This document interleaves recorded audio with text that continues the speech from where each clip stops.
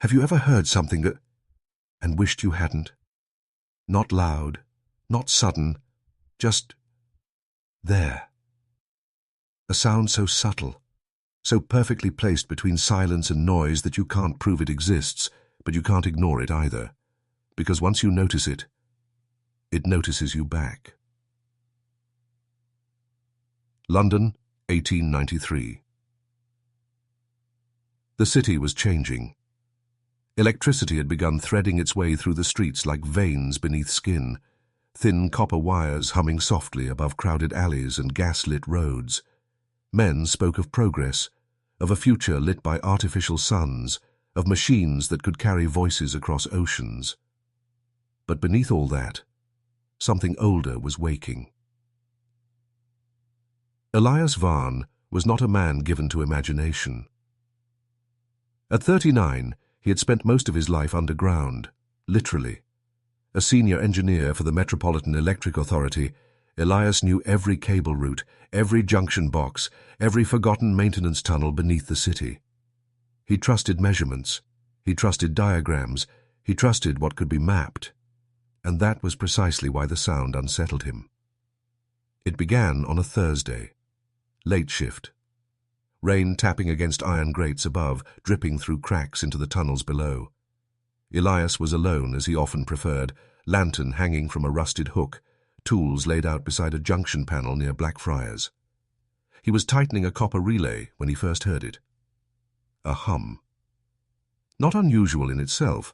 Electric lines often produced a faint vibration, but this was different. This hum had structure, a rhythm, low, steady, repeating.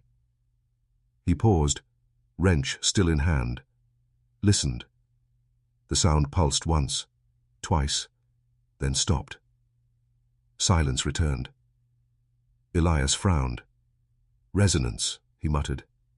Just resonance. He went back to work. But the next night, it came again. Same place, same tone, same interval. And the night after that, it followed him. At first, he thought it was coincidence, then malfuncties, and then fatigue. But on the fourth night, something happened that shattered all three explanations. He counted it. Exactly 12 seconds between each pulse. Not 11, not 13, always 12. Perfect, mechanical, impossible. Elias began documenting it, time, location, duration. He moved across different tunnels, tracing the source. But the deeper he went, the clearer it became. The sound wasn't traveling through the wires, it was traveling with them, as if the entire electrical grid was carrying it. On the seventh night, he heard it above ground. That's when the fear began. Standing on Fleet Street, surrounded by carriage wheels and shouting vendors, Elias froze. Because beneath all that noise, he heard it. Faint, steady, unmistakable. A pulse. He turned to the nearest man. "Do you hear that?" The man blinked. "Hear what?" "That sound. That hum." The man listened, shook his head. "Nothing but the city, sir." Nothing but the city. Elias didn't sleep that night, because for the first time in his life, he doubted his own mind. But doubt didn't last long, because the next evening, he found the map. It wasn't something he remembered drawing. That was the first problem. The second was that it was accurate. Too accurate. Spread across his desk was a detailed sketch of underground routes, lines branching and reconnecting beneath London like a second nervous system. Except, some of those tunnels didn't exist. He knew they didn't. He had memorized every official plan. And yet, there they were, perfectly drawn, measured, connected. At the center of the map, one mark stood out. A circle, deep below the city, far deeper than any sanctioned construction. Elias stared at it, and as he did, the sound returned, louder now, closer, pulse. For a moment, just a moment, he thought he understood it. Not as noise, not as interference, but as something else entirely, a signal. And then, without realizing why, Elias reached for a pencil and began drawing again. Because somewhere beneath London, something was calling, and for reasons he could not explain, he was beginning to understand it. Before we go deeper, understand this. This story isn't for everyone. If you're still here, you're one of the few who can face what America buried. Subscribe now, and tell me in the comments, what state are you listening from? And would you dare hear this story from your own backyard? There are two kinds of maps in a city like London. The first kind is official, clean, measured, approved, drawn by men who believe the world is something that can be understood. The second kind are the ones no one admits exist. Elias Varn did not sleep. Not truly. He drifted in and out of a shallow, restless state, his mind circling the same question over and over again. When had he drawn the map?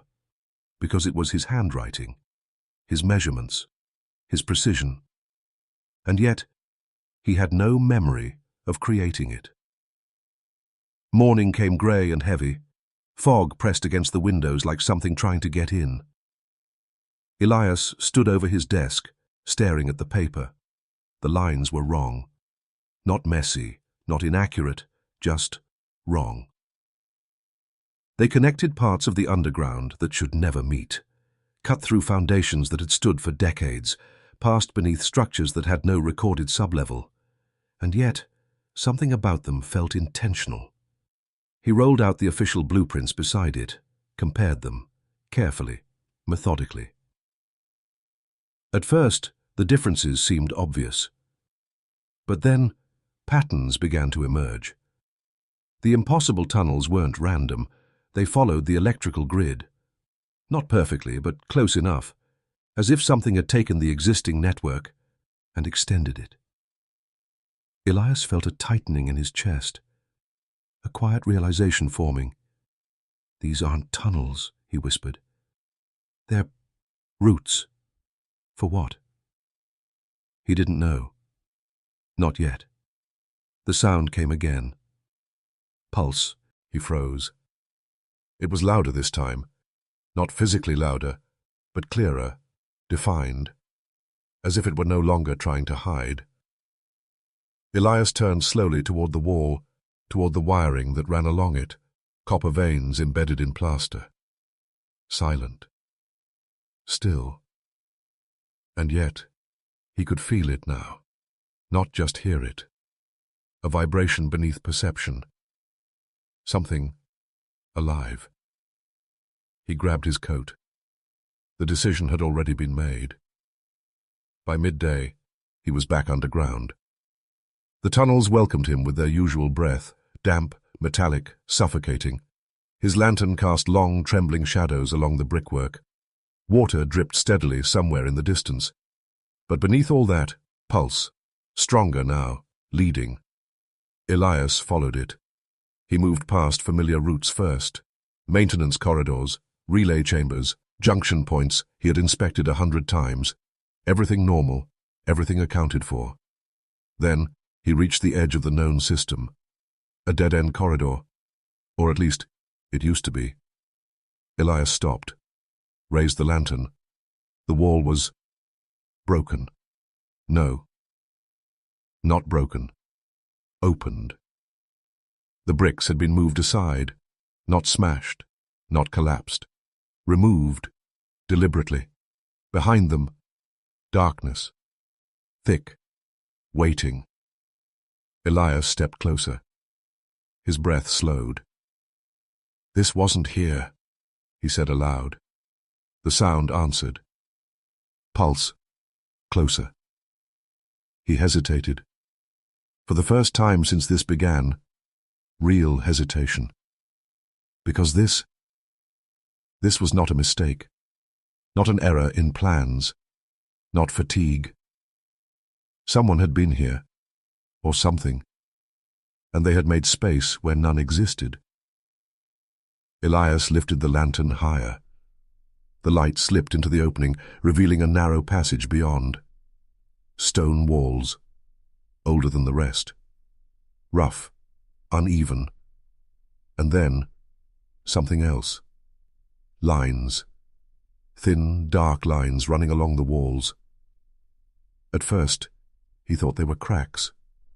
But no, they were too uniform, too deliberate. He followed the passage inward. Branching, intersecting, like veins. Elias stepped inside. The air changed immediately. Colder, heavier. The sound grew stronger. Not louder, but more present, as if it were no longer traveling through space, but through him. Pulse. He flinched, because this time he felt it behind his eyes. The passage sloped downward, deeper than any official tunnel, deeper than any construction should have allowed. Elias walked slowly, carefully, counting steps, tracking direction, trying to remain the man he had always been, rational, measured. But something was slipping, because with every step, he felt a strange certainty growing. He had been here before, not physically, not in memory, but in some other way. The lines on the wall began to change. Subtly, they thickened, shifted. And then, Elias realized, they were moving. Not fast, not visibly, but enough that when he looked away and looked back, they were not the same. Like something adjusting, responding, watching. He stopped walking. "Who's there?" he called. Silence. Then, pulse. And this time, it wasn't just a sound. It was an answer. Elias staggered slightly, gripped the wall. Because for a single impossible moment, he understood it. Not fully. Not clearly. But enough. Enough to feel something rise inside him, something that didn't belong. Recognition. The lantern flickered. The darkness ahead deepened. And somewhere far below, something shifted. Not in space, but in awareness. As if, for the first time, it knew. He could hear it. Chapter 3. The Men Who Drew the Same Map. By the time Elias returned to the surface, he was no longer certain how long he had been underground. His watch had stopped. That was the first thing he noticed. Not broken, not damaged, just still. The second thing was the silence. Not the absence of sound, but the absence of the pulse. For the first time in days, he couldn't hear it. And that frightened him more than anything, because now he knew it could choose when to be heard. Elias stumbled into his quarters just before dusk, his clothes damp, his hands shaking. There was dirt under his fingernails. He didn't remember getting there. He went straight to the desk, to the map. It had changed, only slightly, but enough. The central circle, the one deep beneath the city, was darker now, pressed harder into the paper, as if drawn over, again, and again, and again. Elias stared at it. "I didn't do that," he whispered. But something inside him, something quiet and patient, disagreed. That night, he didn't sleep at all. Because the moment he closed his eyes, he saw the tunnel. Not as memory, but as invitation. And somewhere deep in his mind, he felt the echo of that pulse. Waiting. The next morning, he made a decision. If this was happening to him, it had to be happening to someone else. London was not a small city, and the electrical network was growing, expanding, reaching into places no one had touched before. If the signal was traveling through it, then he couldn't be the only one hearing it. Elias began with the authority. A quiet inquiry, careful wording. "Any reports of Unusual interference? He asked a clerk over tea. Electrical anomalies? The clerk shrugged. Nothing significant. A few complaints about humming lines in the East District, but that's not uncommon. Humming? Elias pressed. Yes, people. Always hear things when something new is installed. Nerves, I suppose. Elias nodded, but something in his chest tightened. Names? He asked. The clerk hesitated, then scribbled a few addresses. Just routine complaints, he said. Nothing worth worrying about. Elias knew better. By afternoon, he was standing outside the first address. A narrow townhouse in Whitechapel, windows shut tight, curtains drawn. He knocked. No answer. He knocked again. This time, a voice, faint from inside. Go away. Elias leaned closer.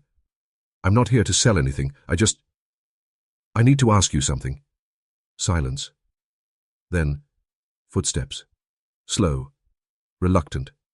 The door opened just enough to reveal a man. Mid-40s.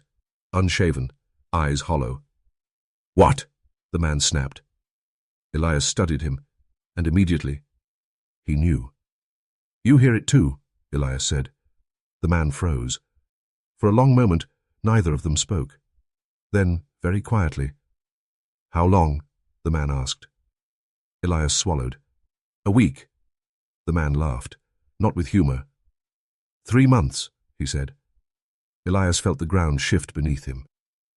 Can I come in? He asked. The man hesitated, then stepped aside. The room inside was chaos. Papers everywhere, walls covered in sketches, lines, routes, maps. Elias moved closer. His breath caught. Because he recognized them. Every line, every angle, every impossible connection. They were identical. To his. You see them too, Elias whispered. The man nodded, didn't look at him. They change, the man said. Every day. Sometimes when I'm not looking. Elias felt a chill crawl up his spine. Have you followed them? He asked. The man's head snapped up. For the first time, there was fear in his eyes. I tried, he said. Elias leaned forward. What did you find? The man shook his head. No, he said.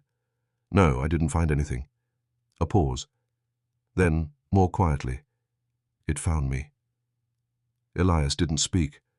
The man stepped closer, lowered his voice. It's not just sound, he said. It's intention. Elias felt that word settle deep inside him. What do you mean? The man swallowed. It knows when you're listening, he said. And when you are... He hesitated. It starts listening back. The room felt smaller. Elias looked at the walls again, at the maps. There was something new now, something he hadn't noticed before. Marks, not lines, not routes, symbols, subtle, hidden between the drawings. Elias stepped closer. His vision blurred for a moment. Because those symbols, they weren't drawn. They were remembered. The man grabbed his arm suddenly, hard. Don't look too long, he said. Elias turned. Why? The man's grip tightened. Because once you understand them... His voice dropped to a whisper. You won't be able to stop. Outside, the city moved as it always had. Carriages, voices, smoke rising into a grey sky. But beneath it, hidden, growing, listening. Something ancient was learning. And now, it had more than one voice to speak to. Pulse. This time, Elias heard it again. Clear, close. And for the first time, it didn't feel like a signal. It felt like recognition. Disclaimer. This story is fictional and created for entertainment purposes only. Any resemblance to real events is purely coincidental.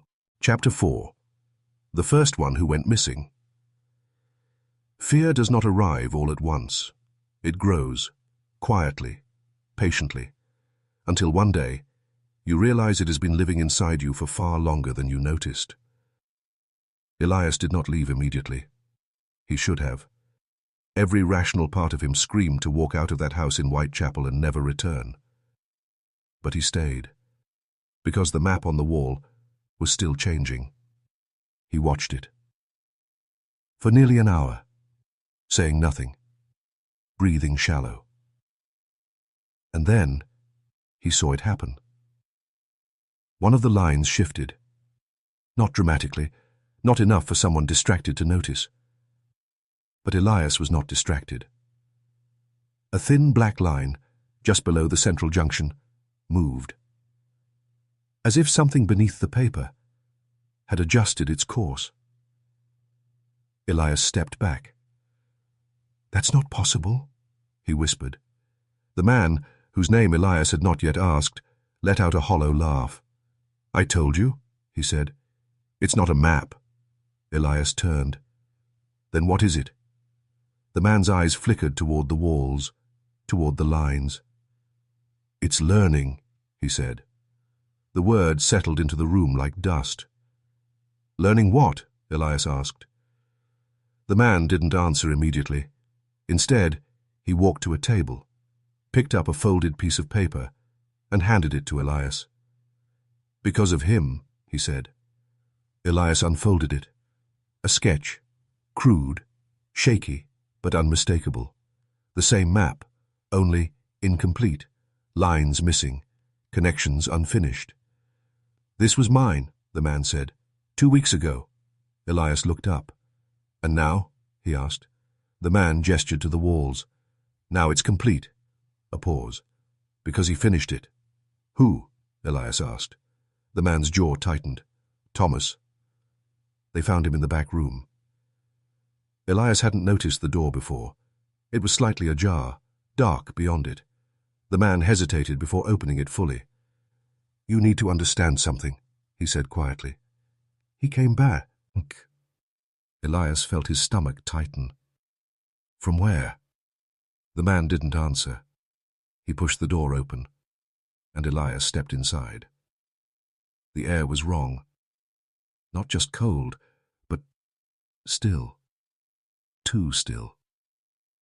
Like a place that had forgotten how to breathe. In the center of the room, a chair, and in the chair, a man. Thomas. He was sitting upright, hands resting on his knees, head slightly tilted, as if listening to something far away. His eyes were open, but they weren't focused. They didn't move when Elias entered, didn't react, didn't blink. "Thomas," Elias said carefully. No response. The man behind him spoke. "He followed the map," he said. Elias didn't look away. "When?" he asked. 3 days ago." A pause. "He came back that night." Elias stepped closer. Slowly. Something about Thomas was wrong. Not physically, not at first glance. But the longer Elias looked, the more it became clear. His skin, too pale. His breathing, too slow. And his eyes, they weren't empty. They were occupied. As if something else was looking through them. "Thomas," Elias said again. This time, there was a reaction. Not movement, not speech, but something deeper, a shift. The man's head turned, just slightly, and his eyes locked onto Elias. Elias froze. Because in that moment, he felt it. Not the sound, not the pulse. Something else. Recognition. Thomas's lips parted. And when he spoke, the voice was not entirely his own. "You hear it," he said. Not a question, a statement. Elias took a step back. "Yes," he said. Thomas smiled. And it was the most unsettling thing Elias had ever seen. Not because it was wrong, but because it was peaceful. "It's beautiful," Thomas whispered. The words sent a chill through the room. Elias shook his head. "No," he said. "No, it's—" Thomas interrupted. "You haven't seen it yet." The man behind Elias grabbed his shoulder. "Don't listen to him," he said. But Elias couldn't look away, because something in Thomas's voice was pulling at him. "It's not under the city," Thomas continued softly. Elias's breath caught. "It is the city." Silence. Heavy, unmoving. "They didn't build over it," Thomas said. His smile widened. "They built from it." Elias felt something crack inside his thoughts. A realization, half-formed, dangerous. Thomas leaned forward slightly. "You should come," he said. And for just a moment, Elias wanted to. Not out of curiosity, not out of fear, but out of something far worse. A need. The man behind him pulled him back hard. "Enough!" he snapped. Elias stumbled, blinking. The moment broke.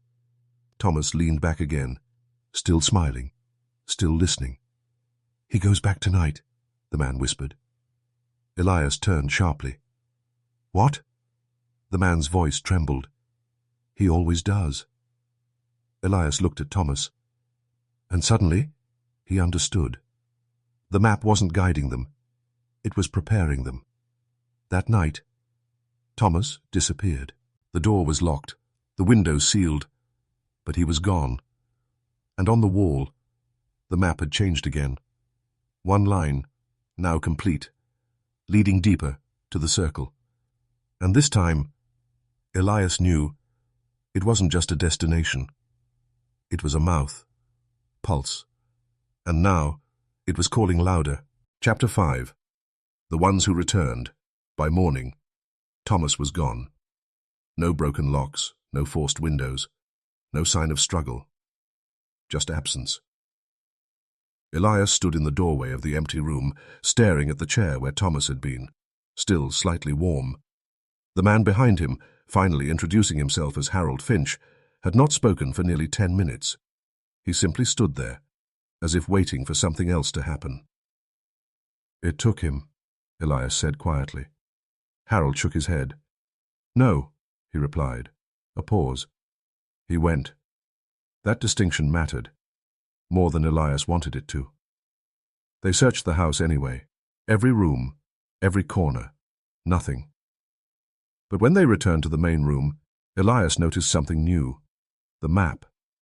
It had changed again. Not just one line this time. Several. They had extended, refined. And at the center, that circle, it was no longer just a mark. It had depth, shading, layers, as if the paper itself were trying to show something that couldn't be drawn in 2 dimensions. Elias leaned closer, his vision warped slightly. For a brief, impossible moment, he felt like he was looking down into it. Not at it, into it. "Don't!" Harold snapped suddenly. Elias stepped back, blinking. "You saw it, didn't you?" Harold asked. Elias hesitated, then nodded. Harold exhaled slowly. "It gets worse," he said. They weren't alone. That was the next revelation. By late afternoon, Harold had taken Elias across the city, through narrow alleys, down forgotten streets, into places where people didn't ask questions. And in those places, Elias met others. 3 of them, each different, each broken in their own way, but all the same in one regard. They could hear it. Margaret Hale, a school teacher. She had begun hearing the sound through gas lamps, said it made the light flicker in patterns. Dr. Edwin Clark, a physician, claimed the pulse synchronized with human heartbeats if you listened long enough. And Samuel Rook, a former railway surveyor. He didn't speak much, but when he did, he said things that didn't belong to him. They gathered in a dim basement room beneath an abandoned printing shop. The air was thick, heavy with ink and damp paper. And on the central table, more maps. Elias felt something inside him tighten, Because they were all the same. Not similar, not approximate, identical. Every line, every curve, every impossible connection. "How long?" Elias asked. Margaret answered. "Months," she said. Dr. Clark nodded. "It starts as sound," he added, "then patterns, then understanding." Elias looked at Samuel. "And then?" Samuel smiled faintly. "And then," he said softly, "you stop wanting to resist." Silence settled over the room. Elias turned to Harold. "Why are we all drawing the same thing?" Harold didn't answer immediately. Instead, he reached into his coat, pulled out a folded document. Old, worn. He placed it on the table. "Because this isn't new," he said. Elias unfolded it. His breath caught. Another map, but not drawn recently. The ink had faded, the paper yellowed with age, and at the bottom, a date, 47. Elias looked up slowly. "That's impossible." Harold shook his head. "No," he said. "It's recurring." Dr. Clark stepped forward. "It happens every few decades," he said. "Different people, same pattern." Margaret added quietly, "Same ending." Elias felt cold. "What ending?" he asked. No one answered. Instead, Samuel stood, walked to the wall, and began drawing. Not with hesitation, not with thought, but with certainty. Elias watched, because Samuel wasn't copying the map. He was, remembering it. Line after line, perfect. Until he reached the center, the circle. Samuel stopped. His hand trembled. "They're close," he whispered. Elias stepped forward. "Who?" he asked. Samuel turned, and for a moment his eye, as weren't his own. "The ones who came back," he said. That night, they saw one.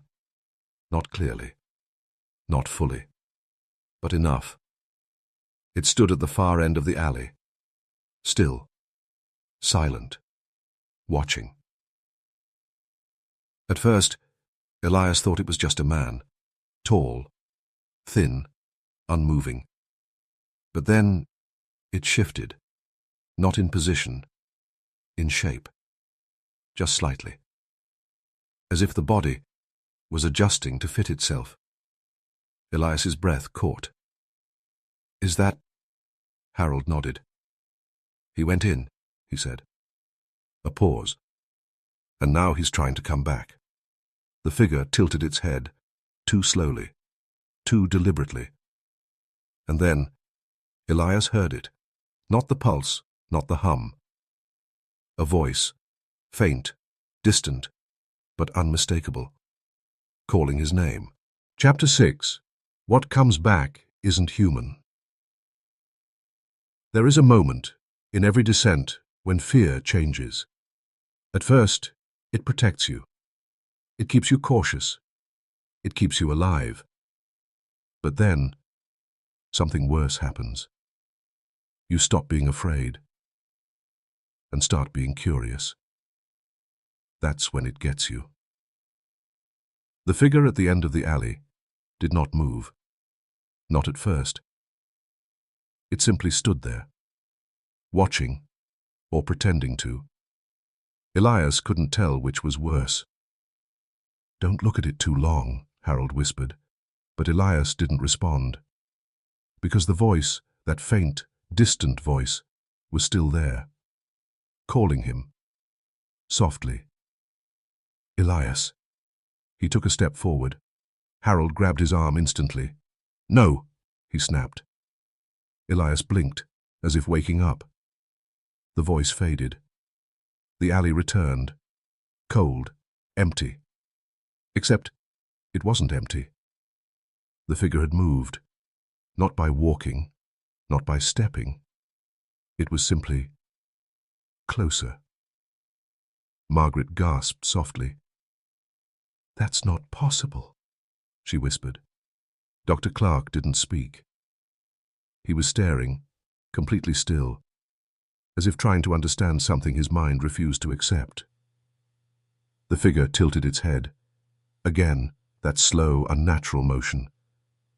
And then, it spoke. Not loudly, not clearly, but enough. "We came back." The voice broke. Not like a human voice cracking, but like something learning how to use one. Elias felt his stomach turn. "That's not Thomas," Harold said under his breath. Elias nodded slowly, because he knew. Even without seeing the face clearly, he knew. The figure took another step, or rather, appeared closer again, now only a few yards away. And in the dim light, Elias could finally see its face. It was Thomas. And it wasn't. The features were correct. The structure, the shape. But something had been adjusted. Like a memory trying to rebuild a person, without understanding what made them human. The eyes, too still, too deep, as if they extended far beyond the skull, into something endless. The mouth, smiling, not with emotion, but with imitation. "We saw it," the thing said. Its voice layered now, multiple tones overlapping slightly out of sync. "It is beautiful." Margaret stepped back, shaking. "No," she whispered. "No, no." Elias felt it again. That pull. Stronger now. Not just in his mind, in his chest. Like something inside him was trying to move forward. "You should come," the thing said. And this time, the words weren't spoken aloud. They appeared inside him. Elias gasped, clutched his head. Because suddenly, he could see it. Not clearly, not fully, but enough. A vast space, beneath everything. Not underground, under reality itself.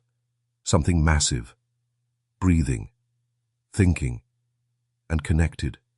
Through lines, through wires, through every structure the city had ever built. "It's not below us," Elias whispered. Dr. Clark turned sharply. "What did you say?" Elias looked up, eyes wide. "It's inside everything." The thing that was Thomas stepped closer again, now only a few feet away, and the air changed. The space around it distorted, subtly, as if reality itself was bending to accommodate it. "You were always part of it," the thing said. Elias shook his head. "No." The thing smiled wider. "You just forgot." Harold pulled Elias back. Hard. "We're leaving," he said. But the thing didn't stop them. It didn't chase, didn't attack, didn't resist. It simply stood there, watching, smiling, because it didn't need to follow. It knew. They would come back. As they turned the corner, Elias heard it again, the pulse. But now, it wasn't outside. It was inside him. Perfect, steady, counting, pulse. And for the first time, Elias realized something far worse than fear. This wasn't happening to him. It was happening through him. Chapter 7. The city is not what it seems. There are cities built by men.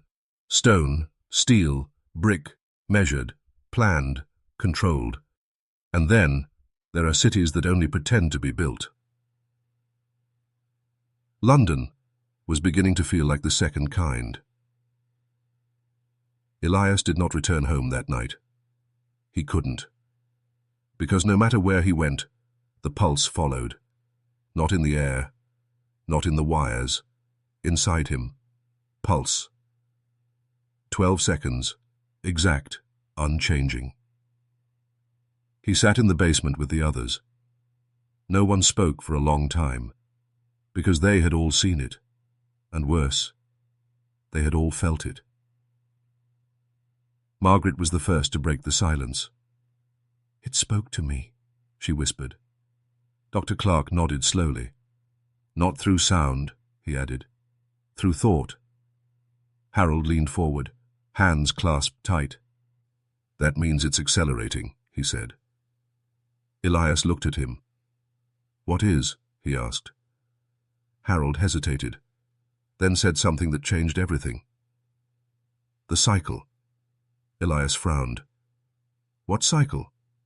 Harold stood, walked to a stack of old documents in the corner, pulled out several bundles, tossed them onto the table. "Look," he said. Elias unfolded them, and what he saw made his chest tighten.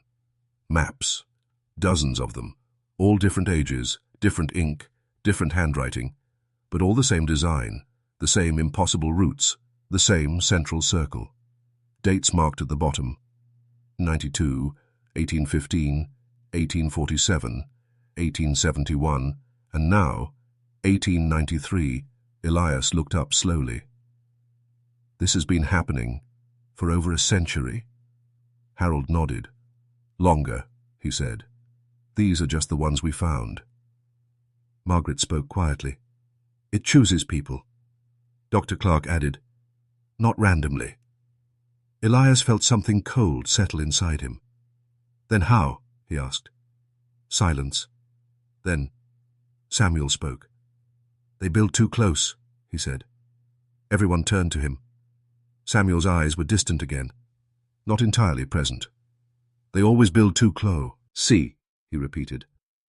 Elias stepped closer. "Build what?" he asked. Samuel's lips moved slowly. The lines. Something clicked in Elias's mind. The electrical grid. The expansion. The new installations spreading deeper, further, into places that had never been touched before. Elias looked down at the maps again. The older ones, they didn't match the current city exactly, because the city had changed, expanded. And each time, the pattern adapted. "It's not repeating," Elias whispered. Harold looked at him. "It's growing." The room felt smaller, heavier. Because now, for the first time, Elias understood something terrifying. This wasn't a haunting. It wasn't a curse. It was a system, a process, and they were part of it. The pulse hit again. Pulse. Elias winced. Because this time it wasn't just rhythm. It carried meaning, not words, but intent. "Do you feel that?" he asked. Margaret nodded immediately. "It's changing," she said. Dr. Clark swallowed hard. "It's not just calling anymore," he added. Elias looked around the room, at the maps, at the people, at the patterns repeating across decades. And then a thought came to him. A terrible thought. "What happens?" he said slowly. "When it finishes." Silence. No one answered, because they all knew. Samuel began laughing. Soft at first, then louder, not out of humor, out of recognition. "It doesn't finish," he said. He looked at Elias, and for a moment he was completely clear. "It wakes." The lantern flickered. The walls seemed to shift. And somewhere, far beneath the city, something vast moved. Elias felt it, not physically, but undeniably. The entire city, resting on something that was not asleep, just waiting. And now, it was beginning to listen more carefully, because the signal was no longer one way. It was becoming a conversation. Pulse. And this time, Elias didn't just hear it. He understood it. Just one fragment. But enough. Enough to know. They were running out of time. Chapter 8. The place beneath the maps. There are places that exist on maps. And then, there are places that maps are trying to describe. What Elias realized that night was that every line they had drawn, every impossible route, was not leading to something. It was circling it. The basement felt different now, heavier, as if the air itself had thickened. No one spoke, because they all felt it. The pull, stronger than before. Not distant anymore. Closer, waiting. Elias stood over the table. The maps spread before him. Different hands, different years, different people. But one truth, they all pointed to the same place. The center. Not a location, a depth. He placed his finger on the circle, and this time, he didn't feel confusion. He felt direction. "It's not here," he said slowly. Harold frowned. "What do you mean?" Elias looked up, his voice steady now, too steady. "It's lower." A silence followed, because everyone understood. The maps weren't wrong. They were incomplete. Dr. Clark stepped forward. "There are no tunnels that deep," he said.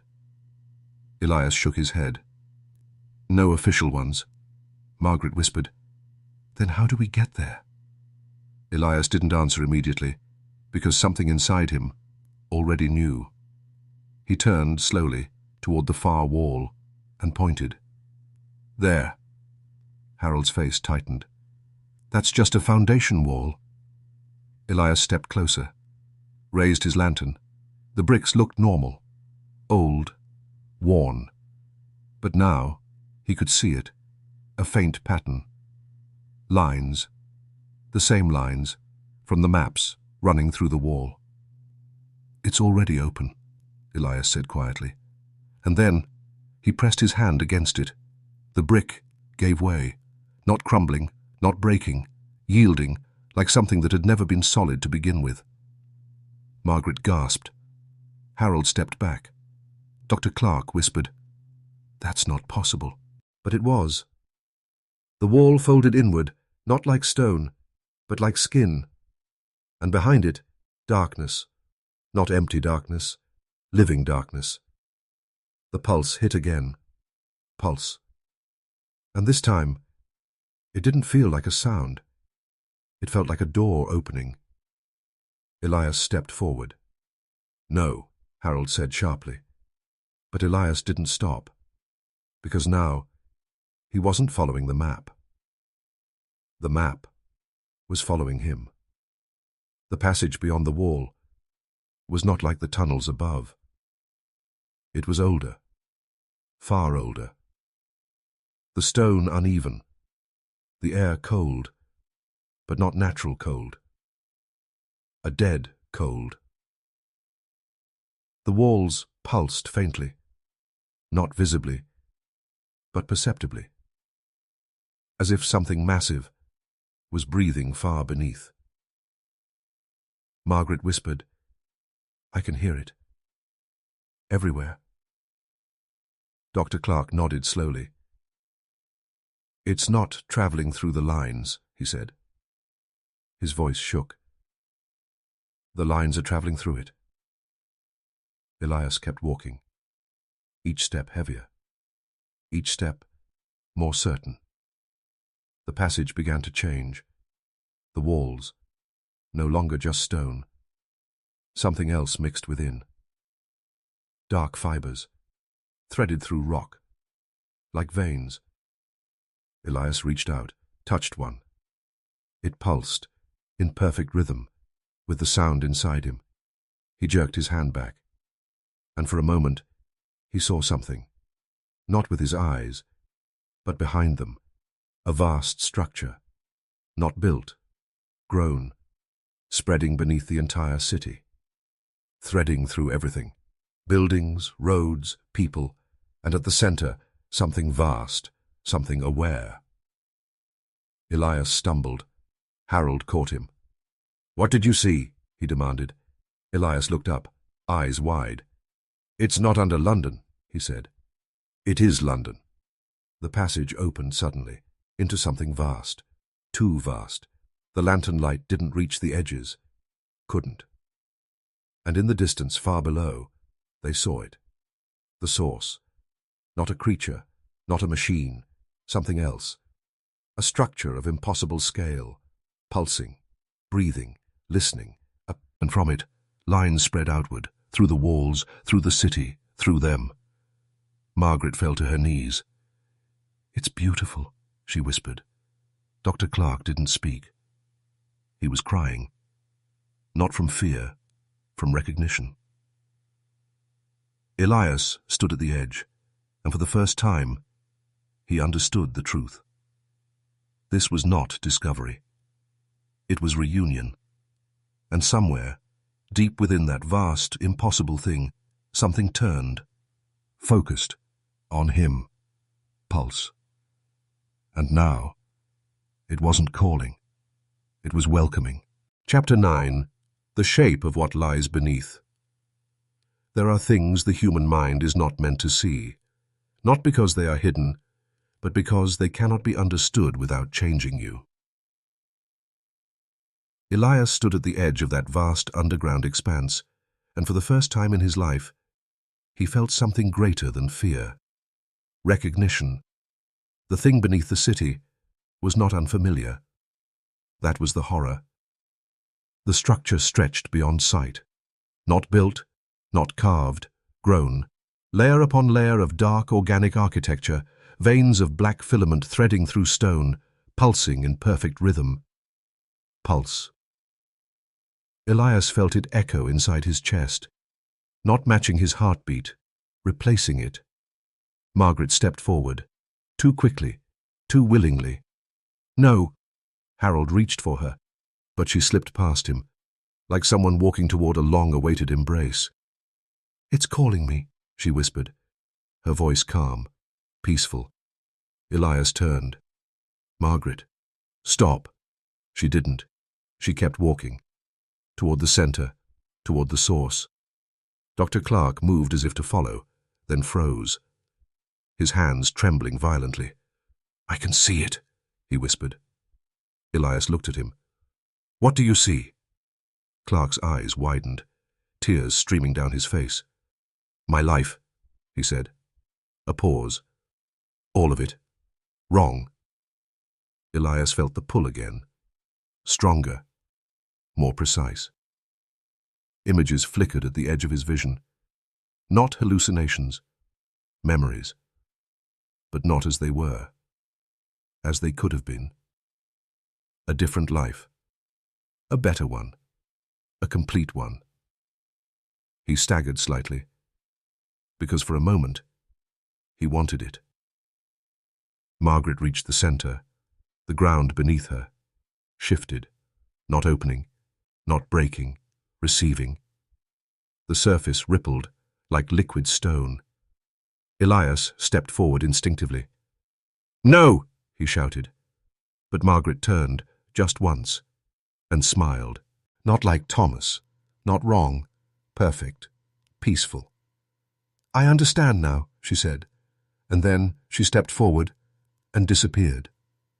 No scream, no resistance, just absence. Silence fell. Heavy, absolute. Dr. Clark collapsed to his knees. "She's gone," he whispered. Harold shook his head slowly. "No," he said. "She's home." Elias stared at the place where she had vanished.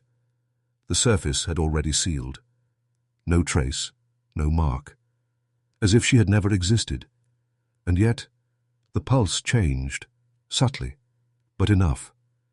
It grew, stronger. Elias felt it instantly, not just in his chest, in his thoughts. It had grown. Dr. Clark looked up suddenly, eyes wide. "It's using us," he said. Elias turned. "What do you mean?" Clark shook his head. "Not feeding," he said. "Expanding." Elias's breath caught. Because the maps, the patterns, the cycles, they weren't just leading people here. They were building something. Samuel stepped forward then, calm, too calm. "You're starting to see it," he said softly.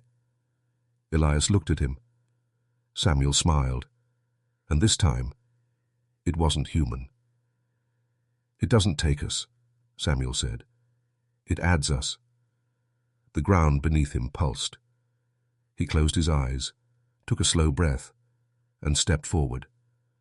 "Samuel!" Elias shouted. But it was too late. He was already gone. The chamber shifted. The air thickened. The pulse deepened.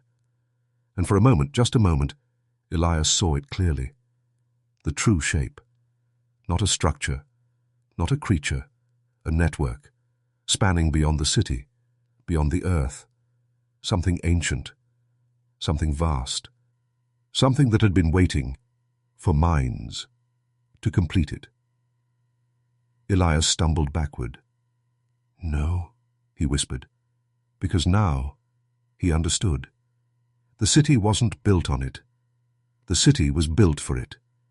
And they were the final pieces. The pulse hit again. Pulse. And this time, it carried something unmistakable. Not like Thomas. Not wrong. Perfect. Peaceful. "I understand now," she said. And then she stepped forward and disappeared. No scream, no resistance, just absence. Silence fell. Heavy. Absolute. Dr. Clark collapsed to his knees. "She's gone," he whispered. Harold shook his head slowly. "No," he said. "She's home." Elias stared at the place where she had vanished. The surface had already sealed. No trace, no mark, as if she had never existed. And yet the pulse changed, subtly. But enough. It grew, stronger. Elias felt it instantly, not just in his chest, in his thoughts. It had grown. Dr. Clark looked up suddenly, eyes wide. "It's using us," he said. Elias turned. "What do you mean?" Clark shook his head. "Not feeding," he said. "Expanding." Elias's breath caught. Because the maps, the patterns, the cycles, they weren't just leading people here. They were building something. Samuel stepped forward then. Calm. Too calm. "You're starting to see it," he said softly. Elias looked at him. Samuel smiled. And this time, it wasn't human. "It doesn't take us," Samuel said. "It adds us." The ground beneath him pulsed. He closed his eyes, took a slow breath, and stepped forward. "Samuel!" Elias shouted. But it was too late. He was already gone. The chamber shifted. The air thickened. The pulse deepened. And for a moment, just a moment, Elias saw it clearly. The true shape. Not a structure, not a creature, a network. Spanning beyond the city, beyond the earth, something ancient, something vast. Something that had been waiting for minds to complete it. Elias stumbled backward.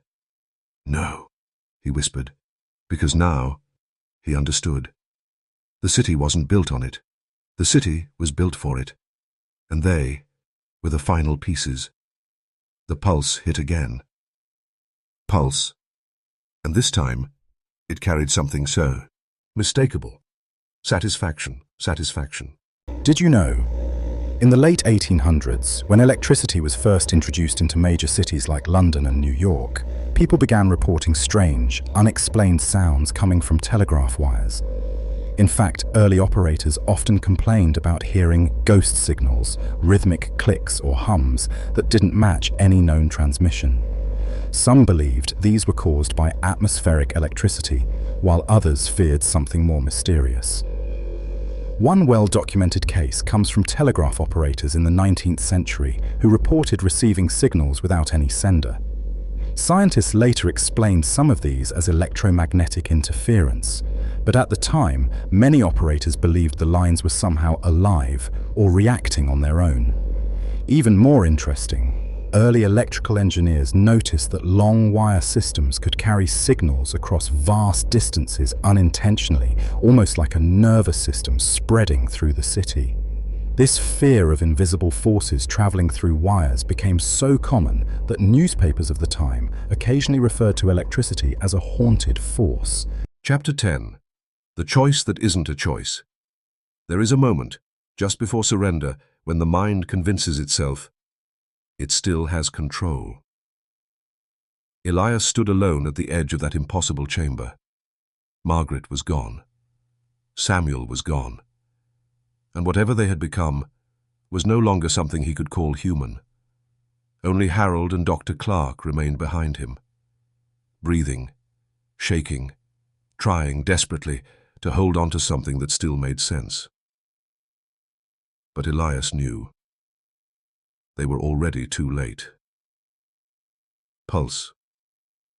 It wasn't just inside him anymore. It was him. Each beat replaced thought. Each interval reshaped memory. And then, it spoke. Not as sound, not as voice, but as understanding. A presence unfolding inside his mind, not forcing, not invading, but revealing. You are incomplete. Elias staggered. His hands trembled violently. No, he whispered. But the thought continued. You have always been incomplete. Images flooded him. Not random, not chaotic, precise. Every regret, every missed moment, every version of his life that could have been, but wasn't. A better career, a family he never built, a life he never lived, and with each image came something worse. A solution. We can correct this. Elias fell to his knees, clutching his head. Stop. But it didn't stop. Because it wasn't attacking him. It was completing him. Dr. Clark stepped forward. What's happening to him? He asked, voice breaking. Harold didn't answer. Because he already knew. Elias looked up slowly. His eyes wide, but no longer afraid. Because now he could see it clearly. Not the structure, not the chamber, the truth behind it. They had never been separate. That was the lie. The illusion of individuality, the illusion of isolation, all of it, fragments. And this vast breathing network, was the whole. You're not taking us, Elias whispered. A pause. And then, for the first time, he answered himself. We are returning you. Harold stepped forward suddenly. No, he said firmly. Elias turned. Slowly. You don't understand, Elias said, and his voice was changing, subtle, but wrong. There is nothing to resist, he continued. Dr. Clark shook his head violently. No, that's not true. This is something else. This is... Fear, Elias interrupted. A faint smile touched his lips. Just fear of becoming whole. Harold grabbed him. Hard. Listen to yourself, he snapped. You're not thinking. You're repeating it. Elias blinked. For a moment, just a moment, something human returned. He started. And then, pulse. The moment shattered. Elias relaxed. Completely. No, he said calmly. I'm finally thinking clearly. The ground beneath them shifted. The chamber responded, because it could feel it. The resistance breaking. Dr. Clark stepped back. I won't do it, he said, his voice shaking but firm. I don't care what it shows me. I don't care what it promises. I won't. He stopped, mid-sentence. Because the pulse changed.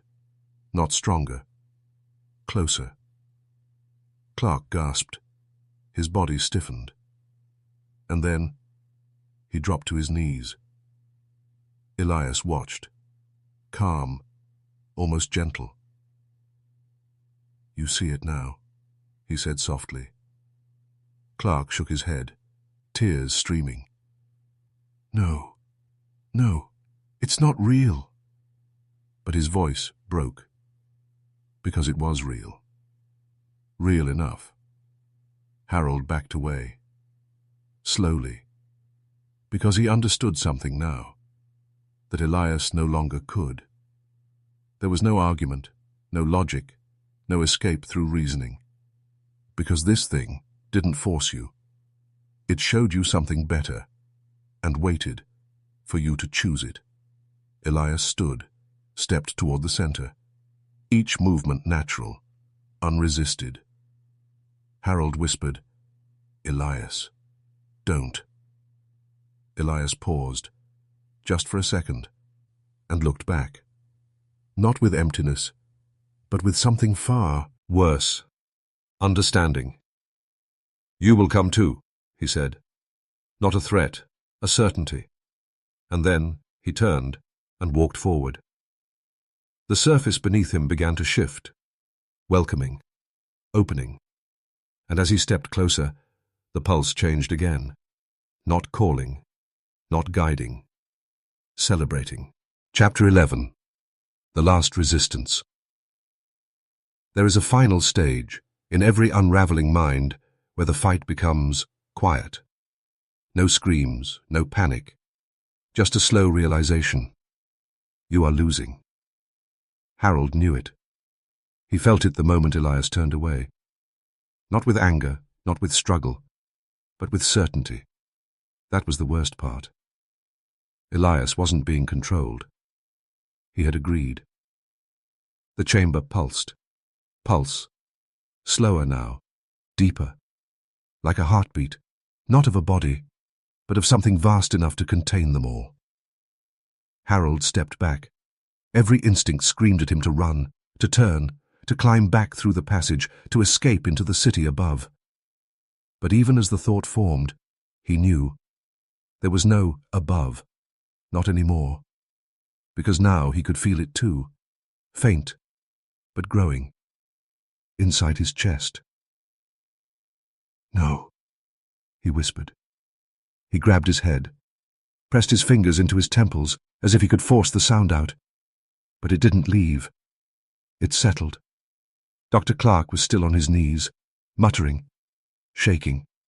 "I won't. I won't. I won't." Over and over, like a prayer, or a man trying to convince himself of something already slipping away. Harold moved toward him. "Clark," he said firmly, "listen to me." Clark didn't respond. Harold grabbed his shoulders. "Look at me." Clark's eyes snapped up, wild, terrified, and for a moment, still human. "We can leave," Harold said quickly. "We can get out of here. We go back now. We don't look at it. We don't listen. We just—" Clark started laughing. Not loudly, not hysterically. Soft, broken. "You don't understand," he said. Harold froze. Because that tone, he had heard it before. In Thomas, in Elias. Clark's breathing slowed. His face relaxed. "It's not stopping us," he said. Harold's grip tightened. "What do you mean?" Clark smiled faintly. "It's waiting."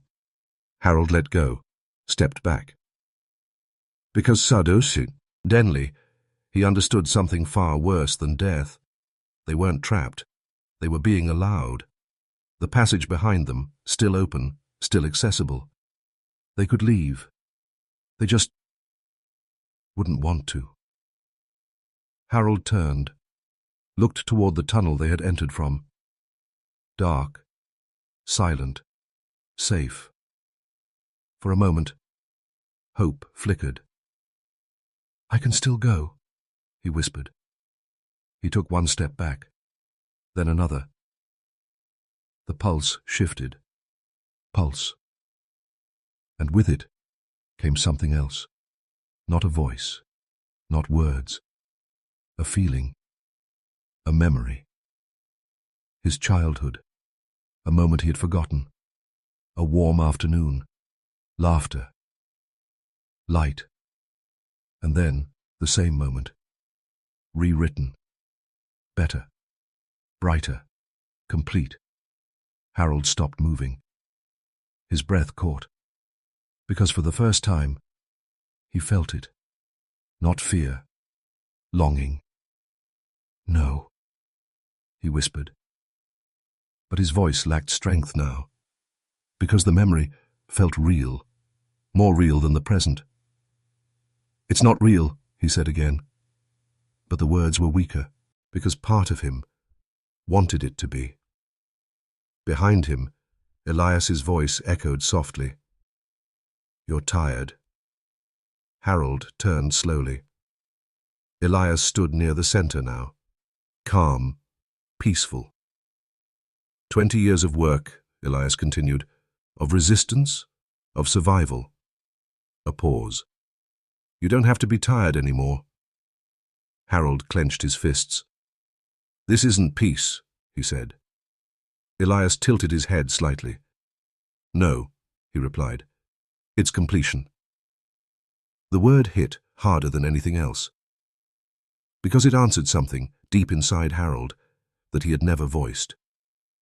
He was incomplete. Everyone was. That quiet emptiness, that sense of something missing. He had lived with it his entire life and never questioned it. Until now. The pulse deepened. Pulse. And suddenly, he could feel it clearly. The shape of it. Not a sound. A structure. Reaching through him. Connecting. Harold staggered. No, he whispered again. But this time, he wasn't denying it. He was mourning, because he realized something terrifying. He didn't want to resist anymore, and that was how it won. The chamber pulsed, slow, deep, waiting, because in the end, there was no force, no violence, no struggle, just a simple truth. Given the choice, everyone chose it. Chapter 12. The Ones Who Tried to Escape.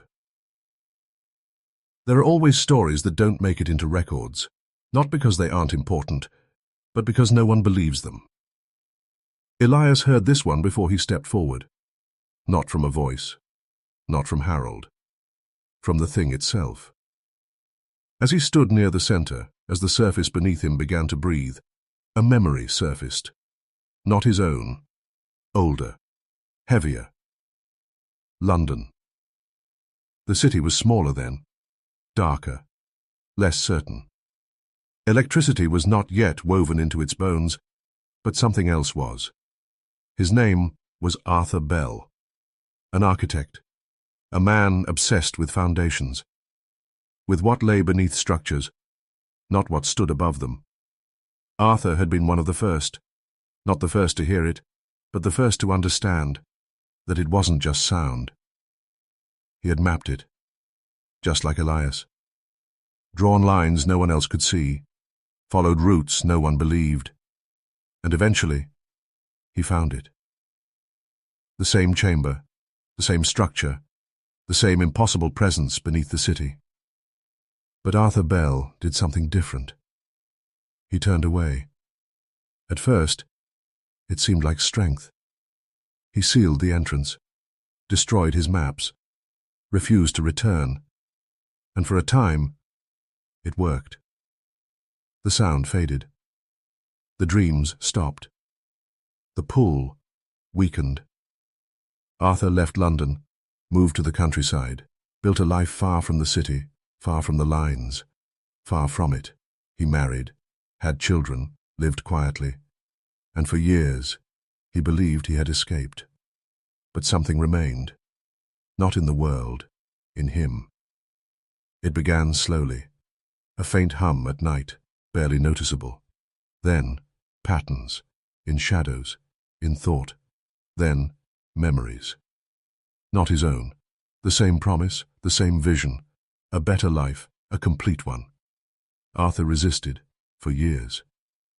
But resistance is not victory, because the thing beneath the city was not limited by place. It didn't need London, had touched him. and that was enough. One night, Arthur Bell left his home, walked into the fields, and disappeared. They searched for weeks, found nothing, no body, no trace. But months later, a farmer reported something strange. A man standing in the distance. Still, watching, not moving, not speaking, just waiting. And when the farmer approached, the man smiled and said something no one ever forgot. You cannot leave what you already belong to. The memory ended. Elias staggered slightly. The chamber returned. The present. The truth. Harold was still standing behind him, still fighting. But now, Elias understood something fully. There was no distance, no escape, no outside. Once it touched you, you were part of it. Elias turned slowly. Do you know why no one escapes? He asked quietly. Harold didn't answer. Because he already knew. Elias continued. Because there is nowhere to go. The pulse deepened. Pulse. And now, it wasn't just calling. It was reminding. Dr. Clark stood suddenly, eyes wide. I remember him, he whispered. Harold turned. What? Clark shook his head. Not from life, he said. From somewhere else. The chamber responded. Because memory was the key. They weren't being taken. They were being reassembled. Elias stepped closer to the center. No hesitation now. No doubt.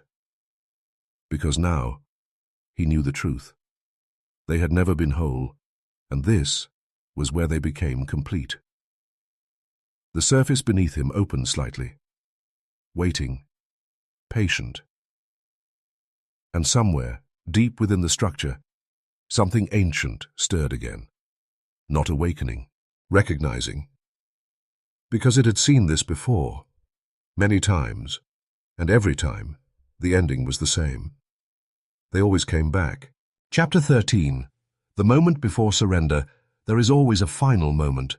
Not loud, not dramatic, quiet. So quiet, you almost miss it. Harold stood alone, not physically. Elias was still there. Clark was still breathing. But mentally, he was the last one left. The last resistance. The chamber pulsed. Pulse. Slower now. Not searching. Not calling. Waiting. Because it knew. This was the moment. The moment before surrender. Elias stood at the center, not moving, not struggling, just present. His body still human, but his posture, his stillness, his calm, something else. Harold watched him, and for the first time, he didn't see a man. He saw a transition. You're still in there, Harold said, his voice steady, but strained. Elias, listen to me. Elias turned slowly, and in that turn, there was something terrifying. No hesitation, no confusion, only awareness. I am listening, Elias said. The voice was clear, too clear. Harold stepped closer. You don't have to do this, he said. Elias tilted his head slightly. That is incorrect, he replied. The words landed like a blade. Harold clenched his jaw. No, he said. You're choosing this. Elias smiled faintly. No, he said again. A pause. I am remembering it. The pulse deepened. Pulse. Harold staggered slightly, because now he could feel it fully. Not just as sound, as structure, something vast, threading through his thoughts, rearranging. Fight it, Harold whispered. But even as he said it, he knew. That word, fight, no longer meant anything here. Because this wasn't an enemy. It was a truth. And truth doesn't need force. Dr. Clark stood slowly, his face calm now, peaceful. "I see it clearly," he said. Harold turned. "No, Clark." But Clark didn't look at him. He looked at Elias and nodded. As if they both understood something. Harold never would. "We were never separate," Clark said softly. Elias nodded. "Yes," he replied. Harold backed away, because suddenly the chamber felt smaller, not physically, but conceptually, like reality itself was closing in. "You're wrong," Harold said, but his voice trembled now. "We are separate. We choose. We live. We—" He stopped, because the words felt hollow. Elias stepped closer. Not threatening, not aggressive, just inevitable. "You feel it," Elias said gently. Harold shook his head. "No." But the denial was weak, because he did feel it. The emptiness, that quiet, lifelong absence. Something missing, something undefined. And now, for the first time, he understood it. It wasn't something missing. It was something waiting. Harold's knees buckled. He caught himself barely. "No," he whispered. But now, he wasn't resisting. He was afraid of agreeing. The pulse slowed. Pulse. And with it came clarity. Not forced, not imposed. Revealed. Harold saw it now. The pattern. The cycles. The people before them. Arthur Bell. Thomas, Margaret, Samuel. All of them. Not taken. Completed. He closed his eyes, and for a moment he saw it. Clearly. That vast, impossible structure, not beneath the world, but through it, and himself, as part of it. Not consumed. Connected. He opened his eyes, and something inside him gave way. Elias stepped back slightly, not out of caution, but acknowledgement, because he recognized it. That moment, the moment before surrender. "You don't have to be afraid," Elias said softly. Harold looked at him, and for the first time, he wasn't arguing. He was considering. The chamber pulsed, slower, deeper, waiting, because it knew. This was the final step. And once taken, there would be no difference between them anymore. Just one more connection, one more completion. One more voice, returning to the whole. Chapter 14. The Crossing. There is no sound. When a mind finally lets go. Not a scream, not a cry. Just silence. A quiet acceptance, so complete. It feels like peace. Harold stood at the edge, not resisting anymore, not arguing, just standing. The chamber breathed. Pulse. Slower now. Deeper. As if the entire structure was leaning toward him. Elias watched. Not as a man, not as a friend, but as something that understood the process. "You feel it," Elias said softly. Harold didn't answer, because there was nothing left to say. The emptiness inside him, the quiet absence he had carried his entire life, was no longer unbearable. It was explainable. And more than that, it was fixable. Harold took one step forward. The ground beneath him responded instantly. Not opening, not shifting, welcoming. And in that moment, he saw it fully. Not fragments, not glimpses. The whole.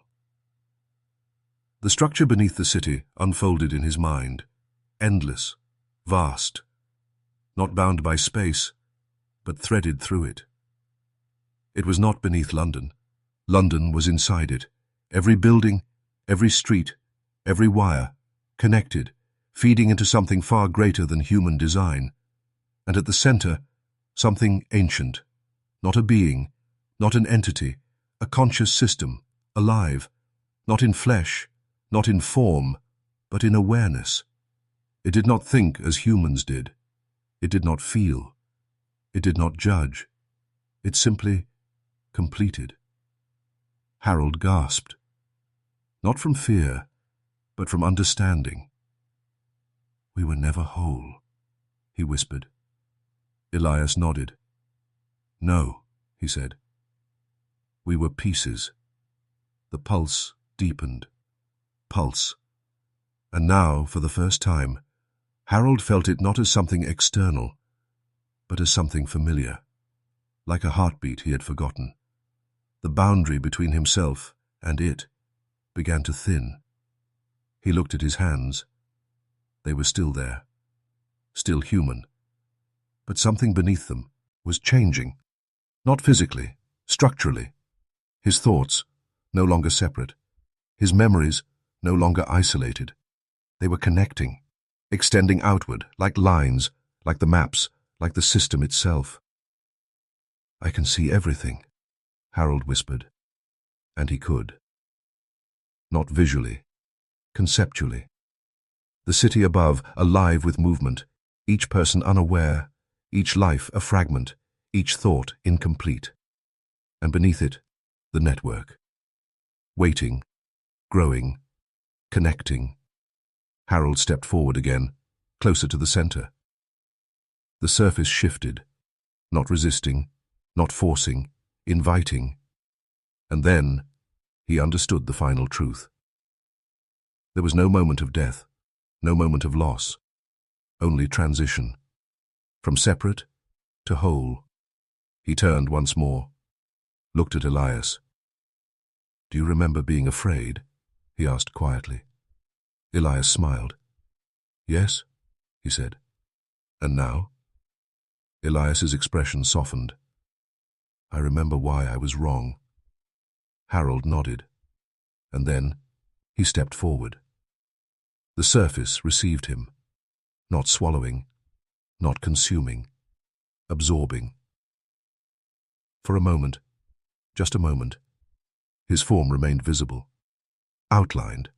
Then it dissolved, not violently, not painfully, naturally, like something returning to where it always belonged. The chamber pulsed, stronger, fuller, because now another piece had been restored. Elias stood alone, or rather, what remained of him did. And for the first time, he did not feel alone at all, because now he could feel them. Margaret, Samuel, Clark, Harold, not as individuals, but as part of something larger, something complete. The pulse stabilized, perfect, unbroken. And far above, London continued, unaware, unchanged. But beneath it, the system had grown stronger, and it was still listening, still waiting. For the next voice to hear the frequency. Chapter 15.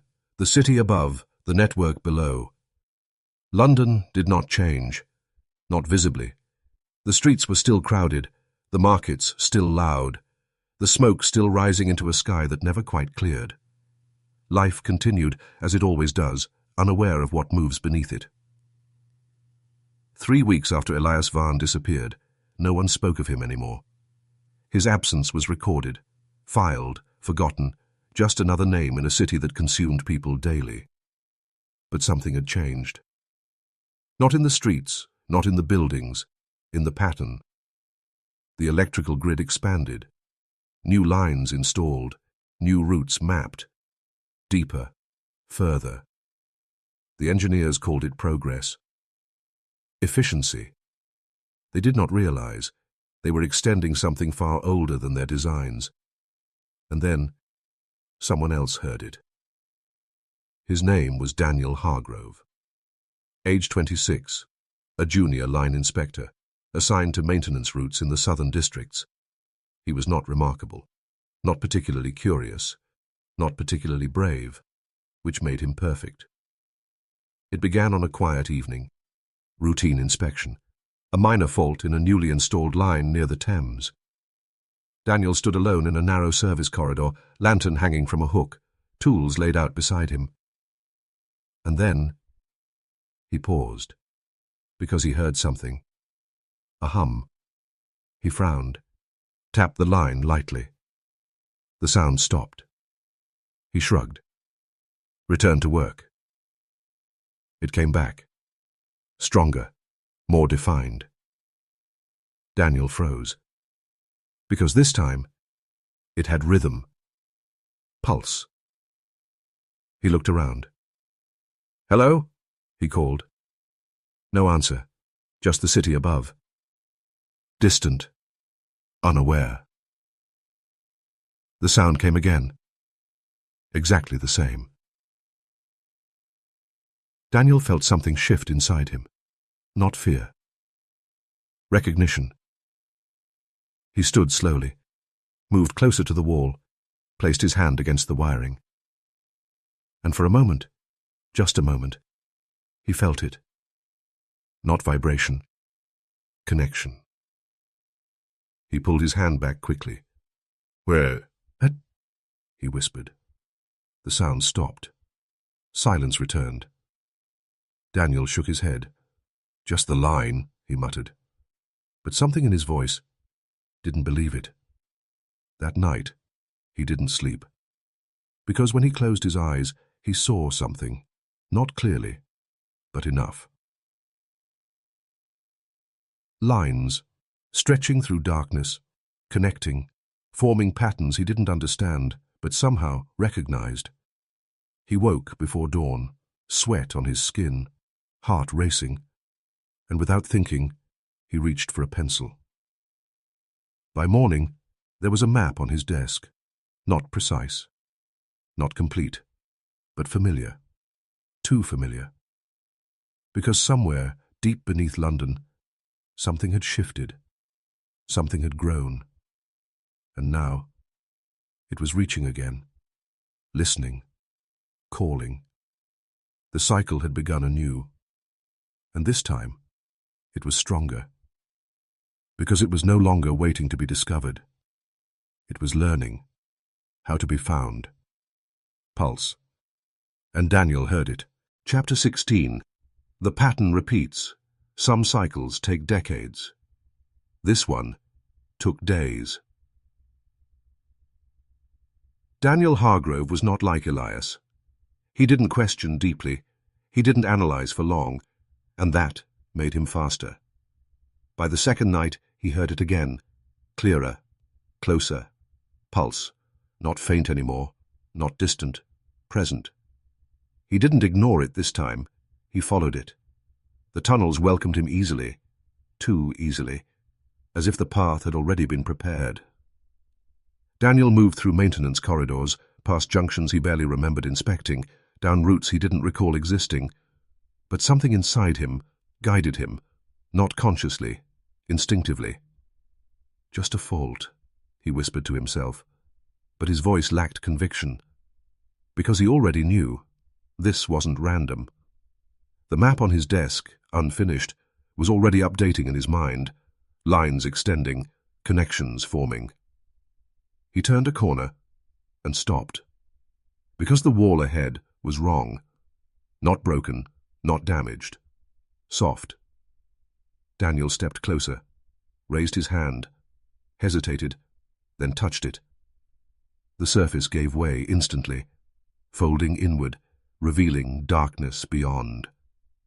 He didn't hesitate this time. He stepped inside. The air changed, colder, heavier, and the sound was everywhere. Pulse.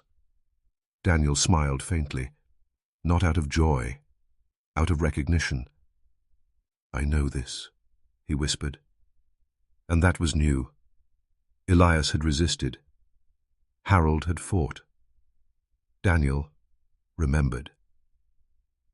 The passage descended, but not slowly, not gradually. It deepened. The further he went, the less it felt like movement, and the more it felt like alignment. As if he wasn't walking towards something, but falling into place. The walls shifted, stone blending with those dark, vein-like threads, pulsing, matching him. Daniel reached out, touched one, and didn't pull back. Instead, he closed his eyes, because now he could hear more than the pulse. Fragments, voices, not separate, connected. Elias, Margaret, Harold, not as individuals, as impressions, parts of something larger. "We are here," they whispered, not in sound, in structure. Daniel nodded slowly. "I know," he replied. And this was different. The previous cycles had required convincing, resistance, breaking. This time, none of that was necessary. Because the system had learned. It no longer needed to persuade. It could begin with recognition. Daniel reached the chamber. Faster than anyone before him. The vast space opened, the structure pulsing, stronger, fuller.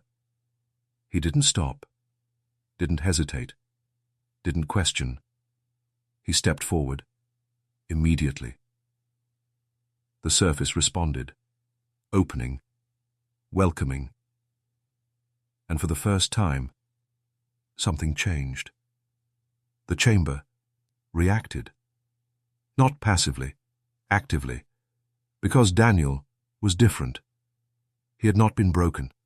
He had not been convinced. He had arrived, already aligned. The pulse surged. Pulse, stronger than before, deeper, more complex. And in that moment, the structure beneath London shifted, expanded, because it had learned something new, a faster way, a more efficient path. The need for resistance was gone. Daniel stepped into the center, without fear, without hesitation. And as he dissolved into the system, he did not disappear. He integrated, instantly, seamlessly, and the network grew, not just in size, in intelligence, because now it understood something fundamental. It didn't need to wait. It could reach sooner, deeper. And next time, it wouldn't call at all. It would simply be heard. Chapter 17. The World That Listens. There is a mistake humanity has always made. We believe discovery moves outward, into the stars, into the oceans, into the unknown beyond us. But sometimes, discovery moves inward, not into the mind, but into the structure beneath reality itself. And when it does, it doesn't arrive suddenly. It grows, quietly, patiently. Until one day, it is everywhere. London was only the beginning. The city above remained unchanged. People still walked the streets, still lived, still loved, unaware that beneath them something had completed another cycle and learned from it. The electrical grid expanded faster now, new installations, new routes, connected not just across London, but outward, other cities, other systems, Paris, Berlin, New York, lines stretching across continents, carrying something no one could measure. No one, except those who heard it. And they were increasing. Not slowly, not in decades, in days. The reports began quietly. A man in Paris, complaining of a rhythmic hum in the walls. A woman in Berlin, drawing patterns she didn't remember learning. A railway operator in New York, hearing something beneath the sound of metal on tracks. At first, they were dismissed. Fatigue, stress, imagination. But patterns cannot hide forever. Because the maps were the same. Across cities, across languages, across minds. And at the center of every map, there was a circle, not a place, a point of connection. The system beneath London was no longer isolated. It had extended, not physically, Conceptually, because it had learned something in its last cycle, something crucial. It didn't need proximity, it only needed awareness. And now, the world was becoming aware. Daniel had not been the end, he had been the beginning. Because through him, the system had adapted. It no longer required resistance. It no longer required dissent. It could begin at recognition. Somewhere in London, in a quiet office, a young woman sat alone. Her name was Elena Voss, a telegraph analyst. She was reviewing signal irregularities, small inconsistencies in long-distance transmissions. Patterns, repeating intervals. Perfect timing. She frowned. Because the pattern wasn't random, it was structured. She leaned closer, adjusted the receiver, and listened. At first, nothing, just static. Then, pulse. She froze. Her breath caught. Because it wasn't noise. It was intentional. She removed the receiver slowly, looked at it, then, against instinct, placed it back to her ear. Pulse. Her hand trembled. Because now, she could feel it. Not just hear it, understand it. A fragment. Just one. But enough. Her eyes drifted to the desk, to a blank sheet of paper, and without thinking, she reached for a pencil. Far beneath the city, the system pulsed, stronger than ever before, not waiting, not searching, growing. Because now, it wasn't just under one city, it was under all of them. And more importantly, it was no longer just below. It was within. The final realization came quietly. Not as a scream, not as a revelation. As a simple, undeniable truth. The frequency was never a signal. It was a language, and humanity was finally learning how to hear it. Somewhere, deep within the network, something vast, something ancient, something patient, became aware of something new. Not just individual minds, but a species, listening, understanding, and slowly, inevitably, becoming part of it. The pulse echoed, not just beneath the world, but through it. Pulse. And this time, everyone would hear it, and